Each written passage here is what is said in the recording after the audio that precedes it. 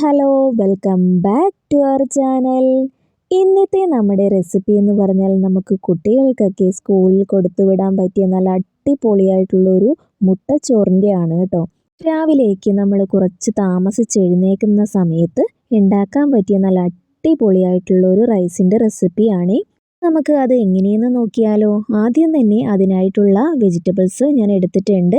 Carrot, സവാള, tomato, പിന്നെ കുറച്ച് ഇഞ്ചിയും പച്ചമുളകും വെളുത്തുള്ളിയും ചെറുതായിട്ട് അരിഞ്ഞെടുത്തിട്ടുണ്ട്.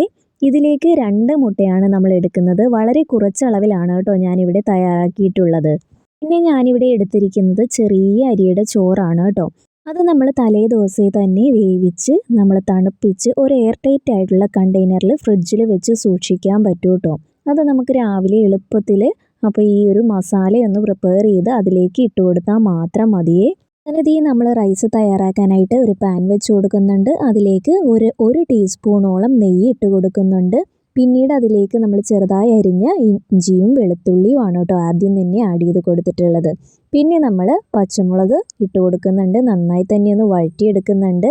പിന്നീട് അതിലേക്ക് പൊടിയായി അരിഞ്ഞ സവാളയും ക്യാരറ്റും ചേർത്ത് കൊടുക്കുന്നുണ്ട്. എന്നിട്ടത് നന്നായി തന്നെ ഒന്ന് വഴറ്റി കൊടുക്കുന്നുണ്ട് കേട്ടോ. ക്യാരറ്റും സവാളയൊക്കെ നല്ലപോലെ ഒന്ന് വഴണ്ട ശേഷമാണ് നമ്മൾ പൊടികൾ ചേർക്കുന്നത് കേട്ടോ. ഈ ഒരു സമയത്ത് തന്നെ നമ്മൾ ആവശ്യത്തിനുള്ള ഉപ്പ് ചേർത്ത് കൊടുക്കുന്നുണ്ട്. അല്പം മഞ്ഞൾപ്പൊടിയും കൂടി ചേർത്തിട്ടാണ് കേട്ടോ ഇതൊന്ന് വഴറ്റിയെടുക്കുന്നത്.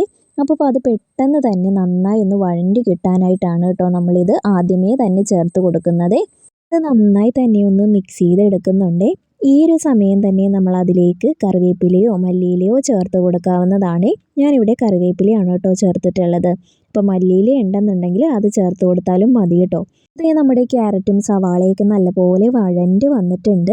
ഇനി അതിലേക്ക് 1 ടീസ്പൂണോളം കാശ്മീരി ചില്ലി പൗഡർ ചേർക്കുന്നുണ്ട്. 1/2 ടീസ്പൂണോളം ഗരം മസാല ആഡ് ചെയ്യുന്നുണ്ട്. ഒരു 1/2 ടീസ്പൂണോളം കുരുമുളക് പൊടിയും കൂടെ ചേർത്തിട്ട് നന്നായിട്ട് പൊടികളുടെ പച്ചമണം മാറുന്നത് വരെ ഒന്ന് വഴറ്റിയെടുക്കുന്നുണ്ട്. ഇനി അതിലേക്ക് ഒരു തക്കാളി ചെറുതായിട്ട് അരിഞ്ഞു അതിലേക്ക് ചേർത്ത് കൊടുക്കുന്നുണ്ട്. എന്നിട്ട് നല്ലതുപോലെ ഒന്ന് മിക്സ് ചെയ്തെടുക്കുന്നുണ്ട്. തക്കാളിയൊക്കെ നന്നായി ഒന്ന് വെന്ത് ഉടഞ്ഞ് വേണം കേട്ടോ നമുക്ക് കിട്ടാനായിട്ട്. അതിനായിട്ട് നമ്മൾ കുറച്ച് സമയം ഒന്ന് മൂടി വെച്ച് വേവിച്ചെടുക്കാവേ. നമ്മൾ കുറച്ച് സമയം ഒന്ന് മൂടി വെച്ച് വേവിച്ച് കഴിഞ്ഞപ്പോഴേക്കും നമ്മുടെ തക്കാളിയൊക്കെ നല്ലപോലെ ഉടഞ്ഞ് വെന്ത് കിട്ടിയിട്ടുണ്ട്. അങ്ങനെ നമ്മുടെ മസാലയൊക്കെ നല്ല പെർഫെക്റ്റ് ആയിട്ട് വന്നിട്ടുണ്ട്. ഇനി ആ മസാല നമ്മളൊരു സൈഡിലേക്ക് മാറ്റി വെക്കുന്നുണ്ട്. 2 മുട്ട പൊട്ടിച്ച് അതിലേക്ക് ഒഴിച്ചു കൊടുക്കുന്നുണ്ട് കേട്ടോ. എന്നിട്ട് നന്നായി തന്നെ ആ ഒരു മുട്ടയൊന്ന് സ്ക്രാമ്പിൾ ചെയ്തെടുക്കുകയാണ് കേട്ടോ വേണ്ടത്. നന്നായിട്ടൊന്ന് സ്ക്രാമ്പിൾ ചെയ്ത് കഴിയുന്ന ശേഷമാണ് നമ്മൾ ആ മസാലയോടൊപ്പം യോജിപ്പിച്ചെടുക്കുന്നത്. അങ്ങനെ മുട്ട നന്നായി തന്നെ ഒന്ന് പൊരിച്ചെടുക്കുന്നുണ്ട്. അങ്ങനെ ഇപ്പോൾ നമ്മുടെ മുട്ടയൊക്കെ നല്ലതുപോലെ ഒന്ന് ഫ്രൈ ആയി വന്നിട്ടുണ്ട്. ഇനി നമുക്ക് ആ ഒരു മസാലയും കൂടി ഇതിനോടൊപ്പം ചേർത്ത് കൊടുക്കാവേ. അങ്ങനെ നല്ലതുപോലെ ഒന്ന് മിക്സ് ചെയ്ത് നന്നായിട്ടൊന്ന് ഡ്രൈ ആക്കി എടുക്കുന്നുണ്ട്. അങ്ങനെ നല്ലതുപോലെ ഡ്രൈ ആയ ആ ഒരു ഗ്രേവിയിലേക്ക് നമ്മൾ റൈസ് ഇട്ട് കൊടുക്കുന്നുണ്ട്. എന്നിട്ട് നല്ലപോലെ ഒന്ന് മിക്സ് ചെയ്ത് യോജിപ്പിച്ച് കൊടുക്കാവേ. ഒരു ടൈമിൽ നമ്മുടെ ഫ്ലെയിം ഒന്ന് ലോ ആക്കി കൊടുക്കണേ. എന്നിട്ട് നല്ലപോലെ ഒന്ന് മിക്സ് ചെയ്ത് ആ ഗ്രേവിയൊക്കെ നമ്മുടെ റൈസിനോടൊപ്പം യോജിപ്പിച്ച് കൊടുക്കാം. വളരെ പെട്ടെന്ന് തന്നെ തയ്യാറാക്കി എടുക്കാനായിട്ട് പറ്റുന്ന ഒരു റെസിപ്പിയാണ് കേട്ടോ. നമ്മൾ റൈസ് തലേ ദിവസമേ വേവിച്ച് വെച്ച് കഴിഞ്ഞാൽ വെറും 10 മിനിറ്റ് കൊണ്ട് തന്നെ നമ്മുടെ ഈ ഒരു എഗ് റൈസ് നമുക്ക് പ്രിപ്പയർ ചെയ്ത് എടുക്കാൻ പറ്റും കേട്ടോ. അപ്പോൾ കുട്ടികൾക്കൊക്കെ സ്കൂളിൽ കൊടുത്തുവിടാൻ പറ്റിയ നല്ല അടിപൊളിയായിട്ടുള്ള ഒരു ലഞ്ച് റെസിപ്പിയാണ്.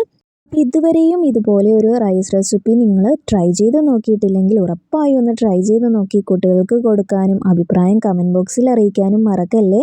ഈ ഒരു റെസിപ്പി വീഡിയോ നിങ്ങൾക്ക് ഇഷ്ടമായെന്ന് കരുതുന്നു. ഇഷ്ടമായെങ്കിൽ ലൈക്ക് ചെയ്യാനും ഷെയർ ചെയ്യാനും ഇതുപോലെയുള്ള നല്ല നല്ല യൂസ്ഫുൾ വീഡിയോസിനായി എൻ്റെ ചാനൽ ഒന്ന് സബ്സ്ക്രൈബ് ചെയ്ത് സപ്പോർട്ട് ചെയ്യാനും മറക്കല്ലേ. Thank you for watching. By.